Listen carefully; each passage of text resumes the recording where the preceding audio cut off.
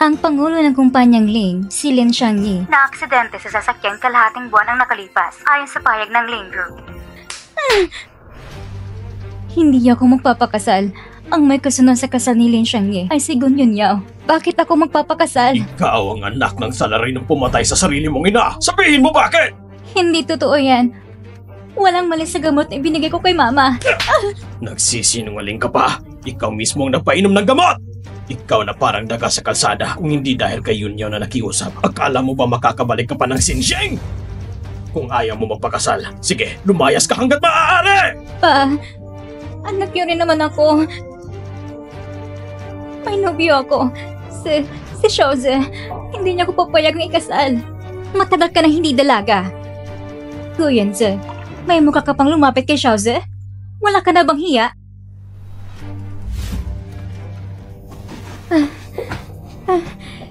May problema sa iniinom kong alak.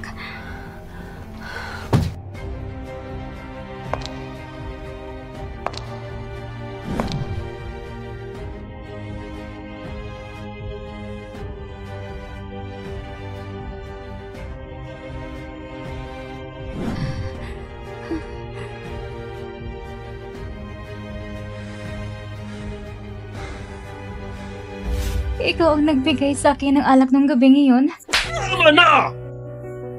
Walang hiya ka? Pumunta ka sa hotel para makipagkita sa lalaki? Gusto mo pang siraan ang kapatid mo? Napakalupit mo! Ikulong siya! Mas gugustuhin ka bang mamatay kaysa magpakasal? Kailangan mo pa rin! Paano ko nagkaroon ng walang utang na loob na anak? Nakakahiya ka!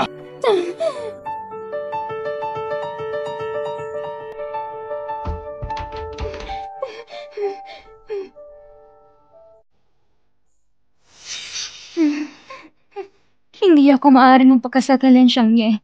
Hahanapin ko si Xiaoze.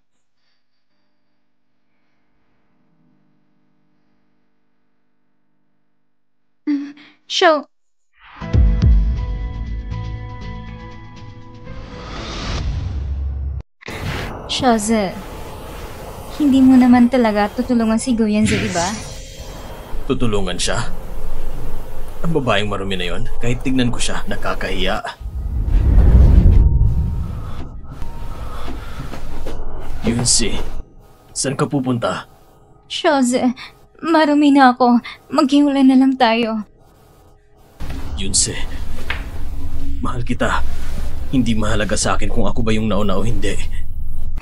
Totoo ba yan? Siyempre totoo. Huwag kang mag-alala. Hindi ko hahayaan na may manira sa iyo o manghusga. Hanggang kamatayan, hindi malalaman ni Guyanze na ako nang lagay ng gamot sa mama niya, kaya siya namatay. Ginawa ko lang yon para tulungan ka, pero ang babaeng tulad niya, karapat-dapat lang paglaruan at gamitin. Pag namatay na si Lin Xiangyi, gagamitin ko siya para agawin ang ari-arian ng pamilya Leng. Gaya ng linlangin namin ng mama niya na gamitin ang peking reseta. Mama!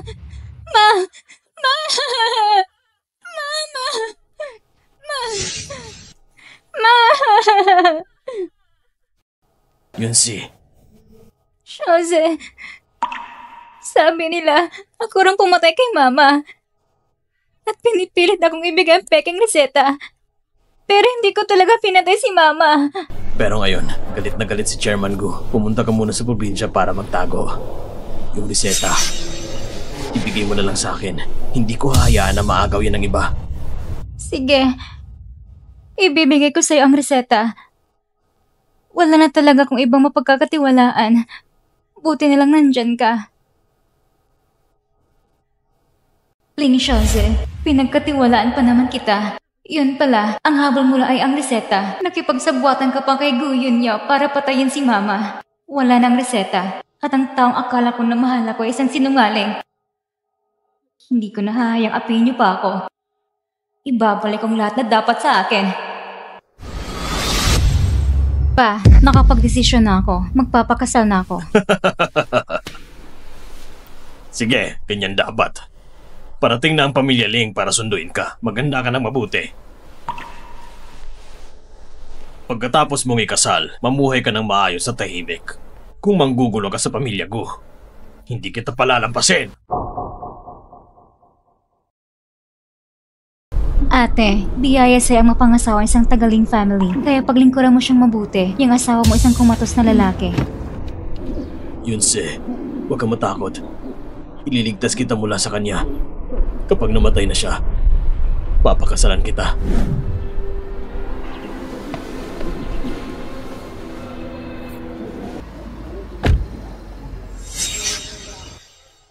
Simula ngayon, ako na si Mrs. Lang. Ipaghihiganti ko si Mama at papatawan ko ng parusang 2 traitor na yun. Sayang lang, yung lalaking makapangyarihan sa Sensheng, hindi na magtatagal ang buhay. Gusto ko lang gamitin ang pagiging Mrs. Lang para makaganti sa 2 traitor. At ang pag-aalaga sa'yo ay bilang kapalit lang din.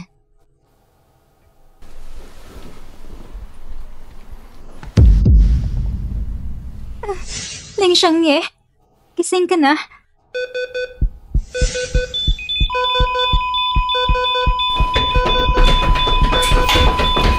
Dali!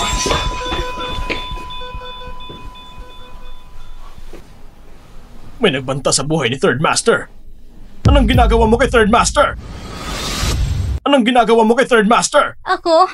Wala akong ginawa. Kanina lang. Tumigil ka! Huwag mo siyang istorbohin. Dr. Shen, ikaw nang bahala kay Third Master. Parang kanina lang ay nagkamalay siya. Assistant Lu, masyadong maingay ang babaeng ito! Lumabas ka! Kung may mangyari kay Third Master, hindi ka papatawarin ng pamilya Ling! Umalis ka na. Gumaling na siya kanina. Malinaw yun. Bakit bigla na lang siya nabingit ng kamatayan? Yun si. Bakit kayo nandito? May malubhang sakit si Uncle. Siyempre, nagdala ako ng gamot. Ate, pinatay mo ang sarili mong ina. Ngayon naman, pati asawa mo mamamatay na. Malas ka talaga. San ka man pumunta, may dala kang kamalasan. Yun yaw. Yun si, hindi mo kailangan masyadong sisihin ang sarili mo. Talagang malala ang sakit ng third uncle ko noon pa. Pero kung may mangyari sa kanya, sa pagitan nating dalawa. Matuto kang respeto. Sa kanyang master, buti na lang dumating kayo. Nadala niyo ba ang gamot? Dr. Chen, kumusta na po ba ang lagay ng third master? Napakadelikado ng kalagayan niya. Naghihintay lang kami ng gamot ninyo. Dr. Chen, pakiusap lang po. Gawin niyong lahat para mailigtas siya. Huwag niyong gamitin yan. Kapag ginamit mo yan, mamamatay siya. Isa kang babaeng walang alam. At may lakas loob ka pang kwestiyonin ang medisina ko? Dr. Shen, marami pong alam yung babae na yan. 2 taon na nakalipas, pinatay pa yan sarili niyang ina gamit ang gamot niya. Ikaw pala ang peking manggagamot sa pamilyang Gu. Ito ay isang espesyal na gamot na ako mismo ang gumawa. Sa buong Xinsheng, ako lang ang kaya magligtas kay Third Master. Kung pipigilan mo pa ako, maganda ka na ng salibingan niya. You see, huwag na tayo makipagtalo. Ang mahalaga ay mailigtas si Third Uncle. Bitawan mo ako!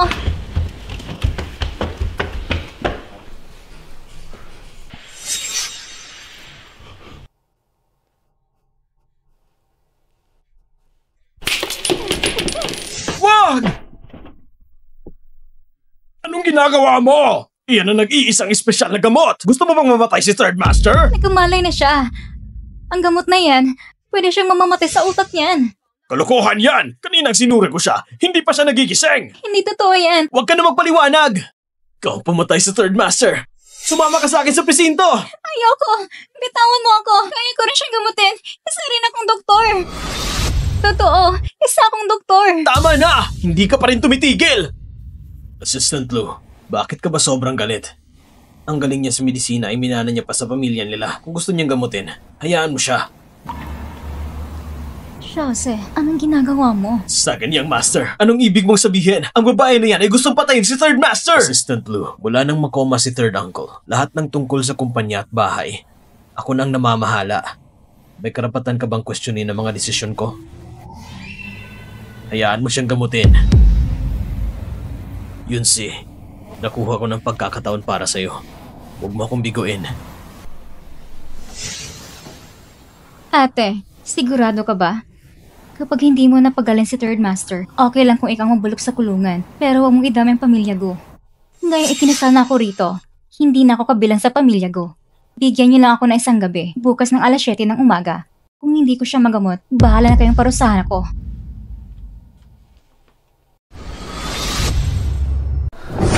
Bakit mo pa siya pinayagang gamutin? Yunyaw. Alam mo namang wala siyang kakayahan. Nabasag na niya nga ang gamot. Pero ngayong araw na to, kailangan may isang sisihin at yun ay ang buhay ni Lin Changye, di ba?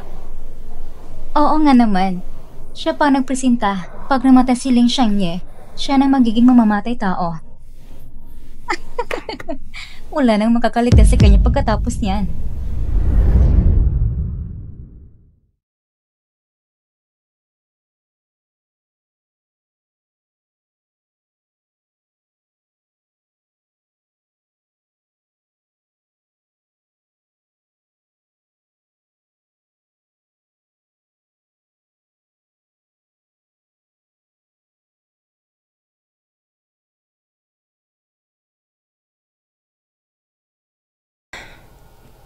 Bigyan mo pa ako ng kaunting oras. Ililigtas talaga kita. Pero kailangan mo rin ng lakas ng loob para mabuhay. Ayaw mo rin namang maaga ni Shoze ang lahat ng iyo, di ba? Ayaw ko rin maging balo sa gabi ng kasal ko. Kaya kailangan mong magising. Shoze, bakit hindi pa lumalabas si Goyenze? Baka hindi niya maligtas si Lin Changye. Takot na takot siya, kaya ayaw lumabas. Hindi mo ba kilala yung inutil na babaeng yun? Walang silbi. Iyak ng iyak. Ang babaeng kagaya niya ay puro perwisyo lang. Ngayon ayos na. Kakasal pa lang, balo na agad. At pati buhay niya isasakripisyo. Hindi na rin maaga. Papasok muna ako para tingnan. Bakit ka papasok? Gusto mo ba sasamahan kita? Yunyaw, tungkol ito kay Lin Changye. Mas mabuti pang ako na lang ang tumingin. Hintayin mo na lang akong bumalik.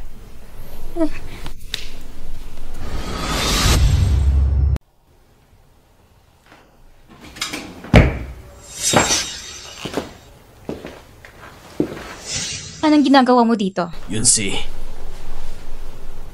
Malapit na ang oras. Mukhang hindi na maliligtas si Third Uncle. Kung aaminin mo na lang ng kusa, makikiusap ako para sa'yo na hindi ka papatayin ng pamilya Ling. Ling Xiaoze, gusto mo lang gamitin ang kamay ko para patayin si Ling Xiaoye, di ba? Yun si. Paano ko naman magagawa yan sa'yo? Isipin mo. Sa buong Xinjiang, wala nang mas nagmamahal pa sa'yo kundi ako. Kahit hindi ka nadalisay, wala akong pake. Paano kita sasaktan yun si? Ling Xiaoze, tigilan mo ng pagpapanggap mo. Narinig kong usapan niyo ni Go Yunyao. Lahat ay narinig ko. Sinasabi mong mahal mo ako? Huwag mong dungisan sa ng pag-ibig. Kaya pala, narinig mo lahat. Sabi ko na nga ba, parang iba ka na ngayon. Sige, kung narinig mo rin lang,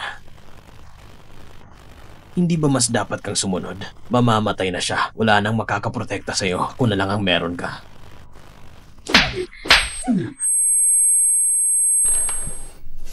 Goyong si bastos ka! Pinatulan kita dahil may tsura ka pa. Huwag kang magpakasanto. Wala kang kwenta. Ano bang tingin mo sa sarili mo? Hindi papatay si Ling Xiangye. Lumayas ka! Ano bang pinagkaiba niyan? Maaga o huli, pareho lang. Isipin mo, Guyon si.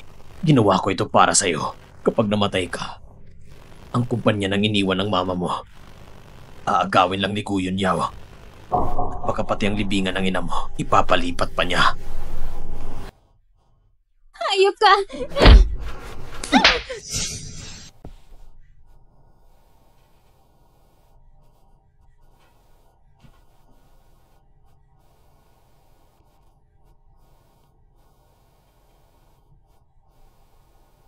Ginagawa ko ito para iligtas ang buhay mo. Ginagawa ko ito para iligtas ang buhay mo. Gumawa tayo ng anak. At sasabihin nating anak niya. Sa ganung paraan, legal na nating mamanahin ang Ling Group, ha? Akala mo ba mga talang mga tagaling? Sa ganyang maruming paraan, wala kang makukuha.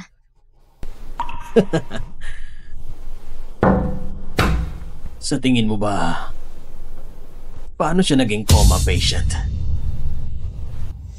Anong ibig mong sabihin? Sasabihin ko sa'yo. Yung nakaraang aksidente at ang pagkakoma niya ngayon. Hindi mo ba naiisip? Hindi kaya sinasadya? Tumigil ka.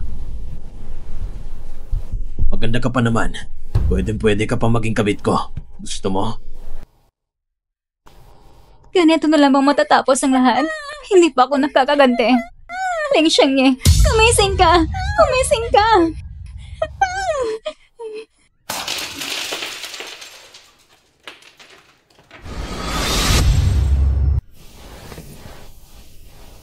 Tumulong ka. Alalayan mo ako. Gising ka na?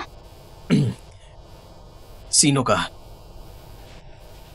Ang apelyido ko ay Go. Akong bagong sawa mo.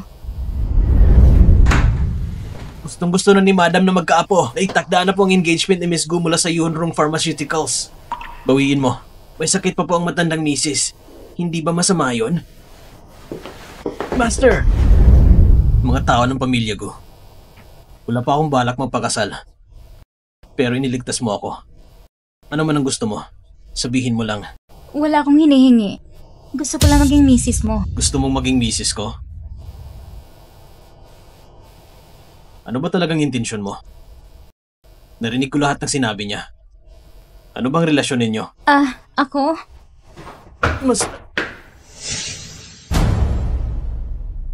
Master! Ano bang nangyayari?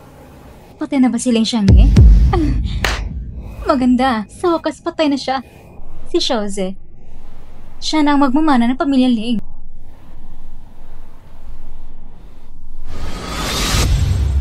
Master! Anong nangyayari, Assistant Lu? Tigil! Ano ba? Miss Gu Yunyaw, pakiusap. Maghintay ka muna sa labas. Master, sa wakas, nagising ka na. Gu Yunsi, paano ka pa nangas na pumunta dito? Ano ba? Hindi ba siyang nagligtas sa akin? Master, may hindi po kayo alam. Si Gu Yunsi ay panghalili lamang. Si Miss Gu Yunyaw sa labas ang talagang pinili ng matandang misis. Panghalili lamang? Ang lakas ng loob ng pamilyang Gu na yan. At ikaw na panghalili. May kinalaman ka pa kay Ling Xiaoze. Pinipilit lang din ako. Pwede ko pong ipaliwanag.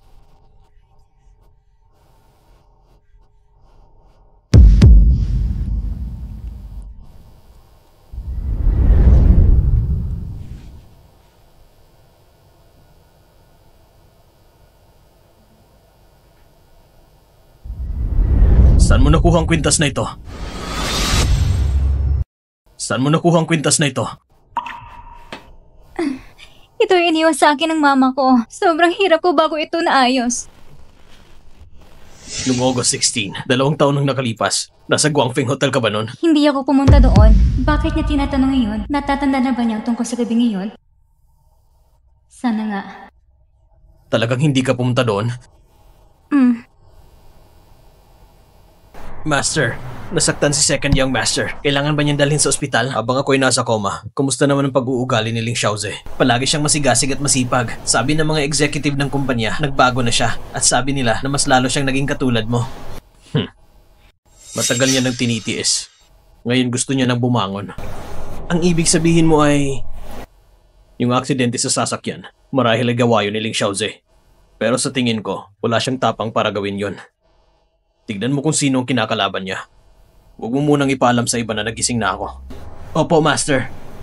Anong gagawin natin sa pamilya Gu?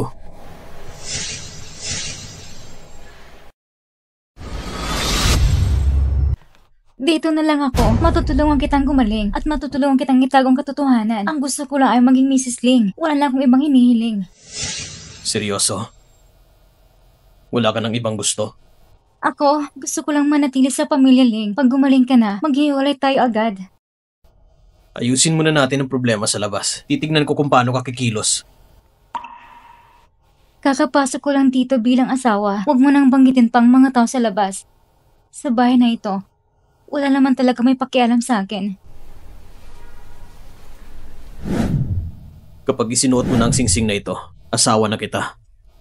At sa bahay na ito, ikaw na ang may huling salita. Ang pamilya ko ay mga sinungaling. Hindi natin dapat tanggapin ang kasalang ito na gano'n na lang. Makinig ka na lang sa kanya. Kung kaya mong pasanin ang pagiging Mrs. Ling, nasa sayo na yan.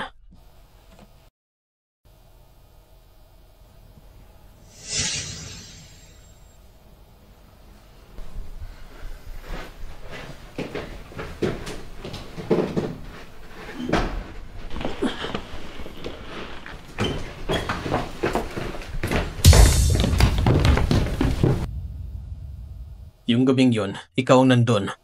Bakit hindi mo pa ito inaamin? Naligtas mo ako ng 2 beses. Maaari kitang bigyan ng higit pa. Hindi lang pagiging Mrs. Ling ang gusto ko.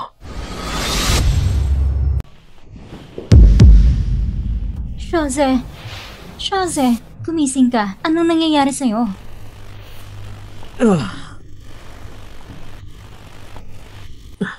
Sinong sumuntok sa akin? Ako yun. Assistant Lou, nangasaktan si Jose? Alam mo ba kung sino ka? Alam mo ba kung sino si Jose? Assistant Lou, maniwala ka. Pwede kitang tanggalin ngayon din. Si Assistant Lou ay personal na tagapayo ng master. Hindi mo basta-basta siya matatanggal. Isa kang manyak. Hinahawakan mo ko na hindi tama. Alam mong problema kung sinasaktan ka niya. Hindi pwede. Isa kang sirang babae. Paano mo aaklay na tatanggapin ka ni Jose? Mga maruruming bagay tulad mo. Kahit idikit mo sa akin, ayoko talaga. Sinaktan mo ako? Ako ang Mrs. Ling. Anong mali sa pagsita ko sa'yo? Mrs. Ling, halos balo ka na pero nagpapanggap ka pa rin dito. Sasabihin ko sa'yo, pagpatay na siya, ito ay... Kaya si baliw ka na ba? Nang nasaktan si Jose na ganito, lalabanan kita! Ang lakas ng loob mo! Anong inaakala niyo sa lugar na ito? Assistant Lou, buhay pa siya. Kasalukuyan kang tumutulong sa mga dayuhan? Ito ay tahanan ni Master Ling. Kapag ang ginang ay napangasawa dito, siya na ang may-ari ng bahay na ito. Ginagawa ko lang ang dapat kong gawin. Guyunsi, bakit hindi ko alam na nabilis mong nahikayat silang lahat? Pupuntahan ko muna si Uncle Ling para kumustahin siya. Teka, baka hindi ka na makakapunta. Bakit? Takot ka na, di ba? Assistant Lou, ilang taon mo nang kasama si Uncle Ling. Paano ka naging mulag at nadamay kay Guyunsi? Pero wag magmadali. Kapag patay na si Uncle Ling, kasama ka rin mawawasak. Sino nagsabi sa'yo na mamamatay na si Mr. Ling? Anong ibig mong sabihin? Matatag ng kalagayan ni Mr. Ling.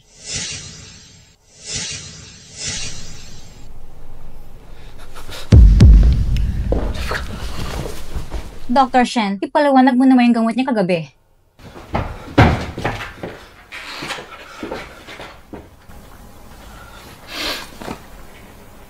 Magaling na. Paano siya gumaling? Ako?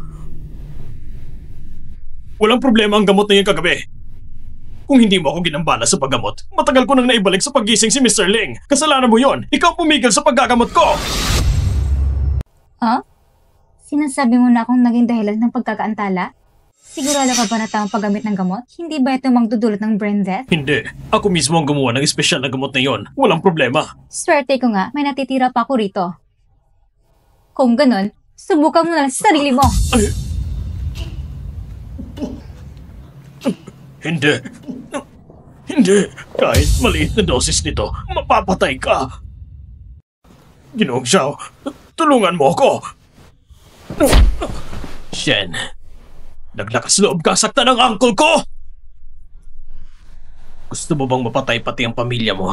Isama mo silang lahat sa libingan. Ginoong Shen, tulungan mo ako.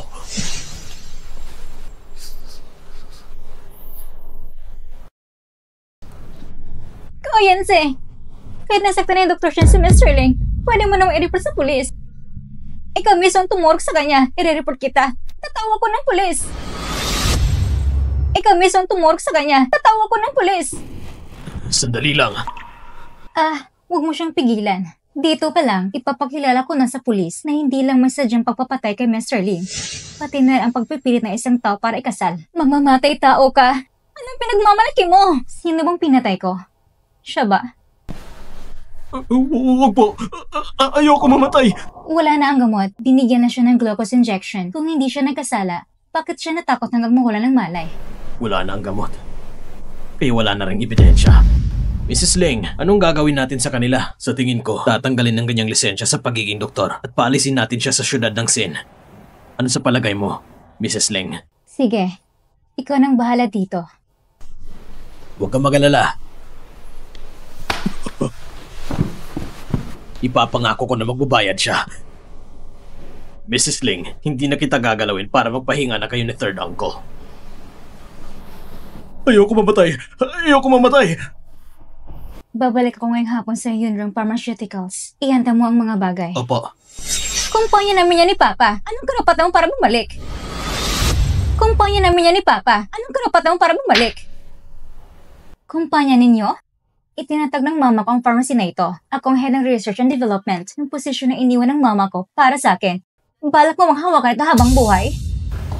Shauze, ako... May problema ka ba? Ito ay opinyon ng kumpanya. Anong opinyon ang meron ako? Ayos lang kung wala. Matutulog na ako. Umalis na kayo. Yun yaw. Tara na.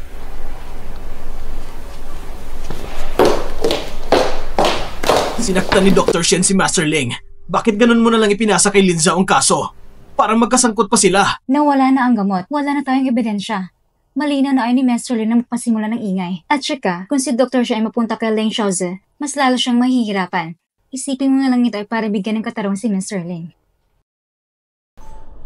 Alam naman na hindi nila kayang ayusin ang bagay, pero naghahanap pa ng dahilan. Ayusin mo ng maayos si Dr. Chen. Ganyan lang. Ang babaeng ito, si Gu Yunzi, gusto niya pang bumalik sa kumpanya para nangangarap lang. Xiaozi, bakit hindi mo siya pinigilan na bumalik? Gusto mo ba talaga siya? Paano naman? Kinakasama nga kita kasi maganda ka. Bakit pa ako iibig sa isang probinsyana? Anong gagawin natin? Papayagan ba talaga natin siyang bumalik sa kumpanya? Darating si Ginoong Pei sa Sinshek sa susunod na buwan. 2 taon ka na nagtatrabaho pero wala pa rin nalabas na Ninsing Pill. Iniisip ko lang, baka pwedeng subukan ni Gu Yunzi ang research department. Hindi rin naman masama yon. Anong ibig mong sabihin? Akala mo hindi ako kasing galing niya? Hindi naman sa ganun. Iniisip ko lang na ayaw kitang masyadong mapagod. At saka si Gu Yunzi ay medyo bobo. Kapag nakagawa siya, ikaw naman ang mapapadali ang trabaho, di ba? Sigurado kung kaya kong gawin ito. Naniniwala ako sa'yo. Pero sino man ang magagawa? Kailangan talaga nating mapabilis na makagawa ng Ningxin Pill. Ito ang gamot na makakapagligtas kay Ginoong Pei kapag sinuportahan tayo ng Pei family sa Beijing. Kahit gumising si Lin Change, magagawa ko pa rin makuha ang Ling Group ng maayos.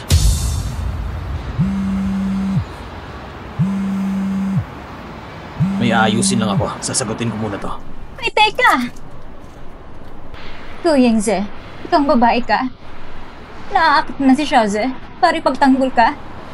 Hindi kita papayagang bumalik sa kumpanya at hindi kita papayagang makikipagkumpetensya sa akin para kay Xiaozi. Naiayos na? Salamat sa pagkumbinsi mo kay Assistant Lu para sa akin. Salamat sa kanya. Ginagawa lang niya mga tungkulin niya. Salamat sa papapagawa mo sa kanya para sa akin. Yung sinabi ko lang kanina, naisip mo na ba ng mabuti? Ano?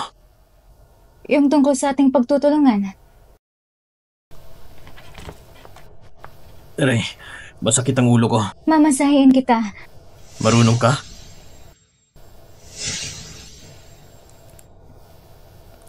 Komportable ka ba? Yung sinabi ko kanina. Ano ba talagang dahilan mo kung bakit ka pumasok sa kasalan na ito? Ako? Pwede mo namang hindi sabihin, pero hindi ako nakikipagtulungan sa mga taong palihim. 2 taon na nakalipas. Si Gu Yanyo ang mismong pumatay sa mama ko. Gusto ko siyang ipaghigante, kaya kailangan kong magkakaroon ng pagkakakilanlan dito sa New City. Si Gu Yunyo, yung kapatid mong babae? Pero hindi siya lehitimong anak. Dinala siya pabalik sa pamilyang Go. Palaging mabait ang aking ina sa kanya. Pero... Dahan-dahan lang. Pasensya na. Hindi ko sinasadya. Tungkol ito sa pamilyang Go, ako nang bahala sa sarili ko.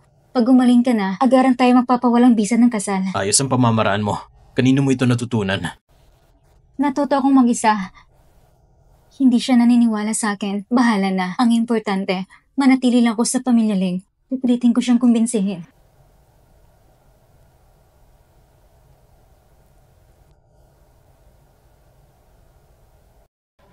Siya talaga yung babae sa gabing yon.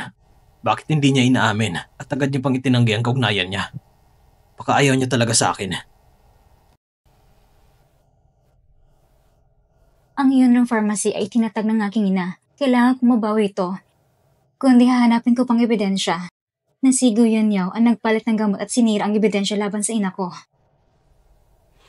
Yun itong opisina ni Yun Yao. Anong ginagawa mo dito? Bumalik ako para magtrabaho. Ito ang permanenteng posisyon na iniwan ng mama ko sa akin. Hindi mga naghaya ng mga tang walang kwentang maging tagapangalaga nito. Anong tagapangalaga? Ang posisyong ito ay binigay ng papa ko sa akin. Desisyon ito ng kumpanya. Ngayon na bumalik ka, ay parang pinagdudahan mo ang desisyon ni papa at ng kumpanya. Pinatay mo ang mama mo. Sinira mo ang reputasyon ng Yunrong Pharmacy.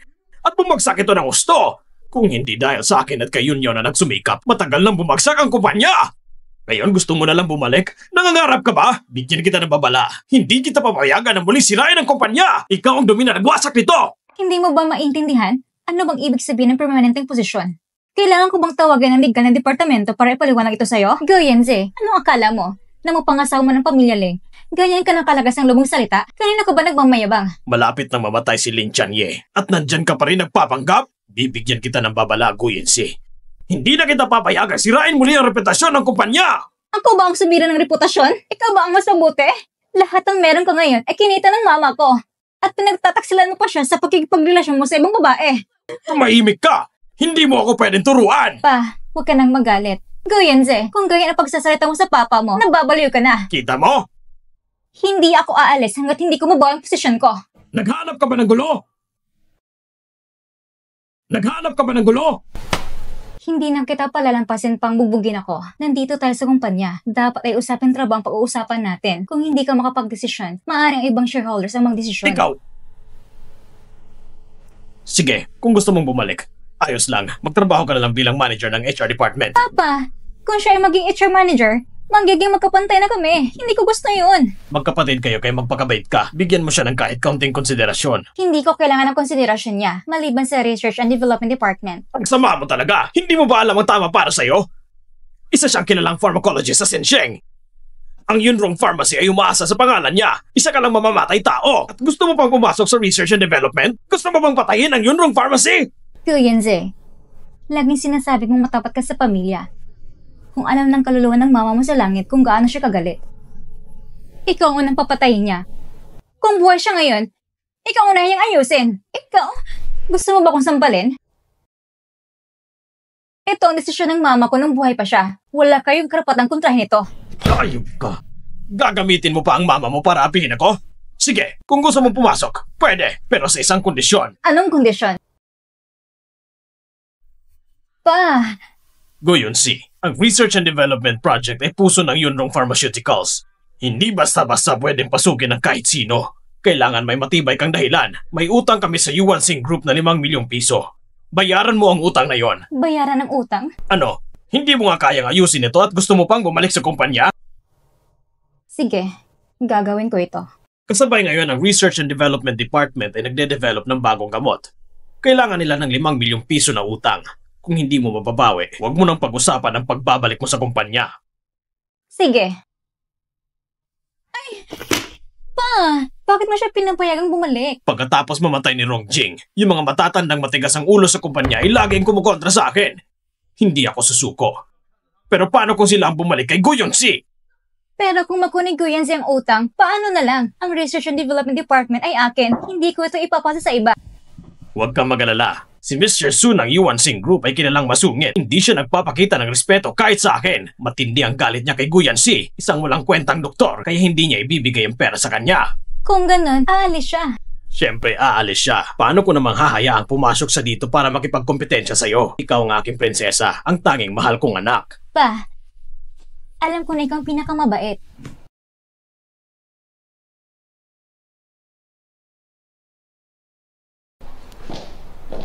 Tigil. Sanye, bakit nandito ka? Bahay ko to.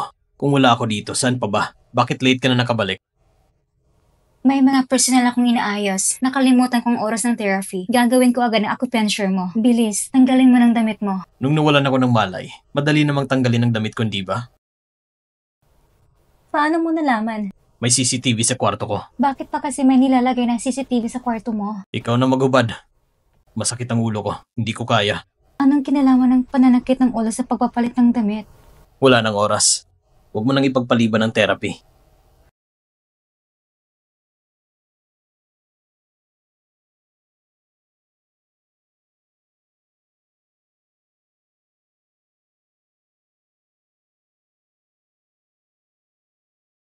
Nasaktan ka ba? Sinong gumawa nito? Kalimutan mo na. Guyunsi. Ikaw na ngayon si Mrs. Ling. May wedding ring ka na ng Ling family sa kamay mo. Hindi ka dapat hayaang apihin ng iba sa labas. Natakot ka siguro na baka magdulot ako ng gulo sa pamilya, Ling. Wala akong ganong intensyon. Ano ang ibig mong sabihin? Huwag kang mag-alala. Marunong akong magpakilala ng hangganan. Hindi ako magdudulot ng gulo para sa Ling family. Isipin mo pa ng mabuti. Sa isip mo ba ay puro kooperasyon lang? Ano pa ba? Kung ayaw mo pa rin magtiwala, pwede tayong pumirma ng kontrata. Pagkatapos kitang pagalingin, maghiwalay tayo. Tigilan mo na. Mag-acupuncture na tayo. May gagawin pa ako mamaya. Ayaw mo talaga makipagtulungan sa akin?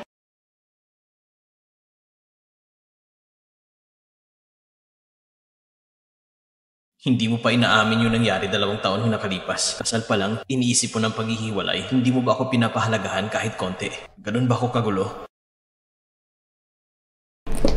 Hello, ako si Guyunzi mula sa Yunong Pharmacy. Pasensya na, Miss Gu. Sinabi ni Manager Su na hindi siya makikipagkita sa kahit sino mula sa Yunong Pharmacy. Paalisin si Miss Gu. Sandali lang.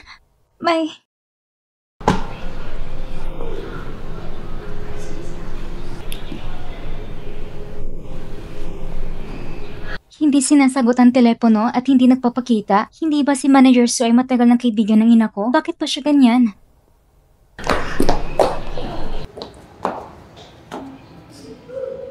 Master Ling, sa loob ng 2 araw, inutusan niyo akong imbestigahan si Go Yun. Ang galawan ng ginang, sa mga araw na ito, palagi siyang pumupunta sa Yuan Sing Group pero palagi siyang pinapalayas. Yuan Sing Group? Yung maliit na kumpanya na dati nating pinipilit na makipagtulungan sa Ling Company. Opo, Master Ling. Bakit siya pumupunta doon? Parang nanghihingi siya ng bayad. Ayusin mo nga ito para sa akin. Ngayong araw ay pwede na kaming pumirma ng kontrata sa Yuan Sing Group. Kailangan personal na pumunta si Manager Su. Master Ling, anong balak ninyo? Tutulungan niyo si Guyunsi? Patawarin niyo ako sa sasabihin ko pero pinadala siya ng pamilya ko bilang panhalili sa kasal. Maliban sa pagkapahiya sa inyo, tsak na may ibang motibo sila. Tulungan siya? Ako ay normal lang na inaayos ang negosyo ng kumpanya. Pero malinaw naman na ayaw niya ng kooperasyon. Ngayon, kailangan si Manager Su pa ang personal na pumunta. Ito ay... Aayusin ko po ito agad.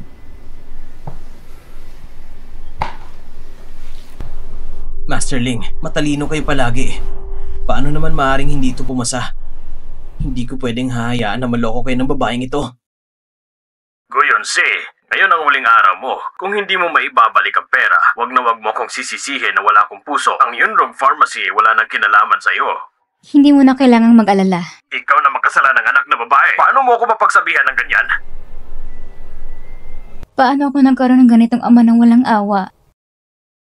Pero, mula nang pinapadala mo akong panghalili sa kasal, wala na akong ama. Miss Gu, Bakit? ang gusto ko lang sabihin ay, si Master Ling ay wala talagang balak na magpakasal. Sa buong syudad, maraming mga anak mayaman at sosyal na bumibilib sa kanya pero hindi man lang niya pinapansin. Mas lalo nang hindi niya papansinin ang mga tulad mo. Huwag mo nang palalimin ang pag-iisip mo. Tapusin mo lang ang iyong tungkulin ng maayos. Pagalingan mo na ang sakit ni Master Ling. Sila yung siyang ngibang nagpadala para takutin ako. 1 beses lang naman na antala. Paano pa nasabi hindi ko nagampanan?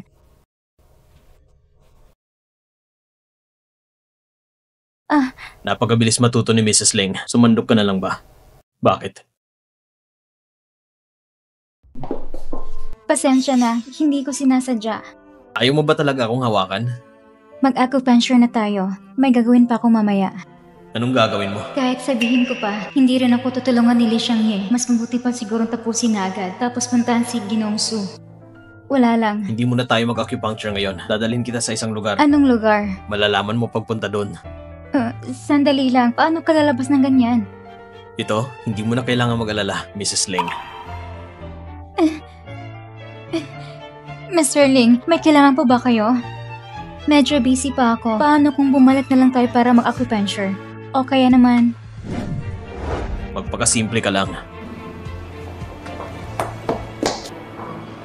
Mrs. Su, may meeting si Mama ngayon ng isang napakahalagang tao. Ipapadala muna kita sa park para maglaro. Mrs. Su, ako po si Guyense. Sa wakas nakita na kita. Bakit ka nandito? Mas mabuti pang umalis ka na agad.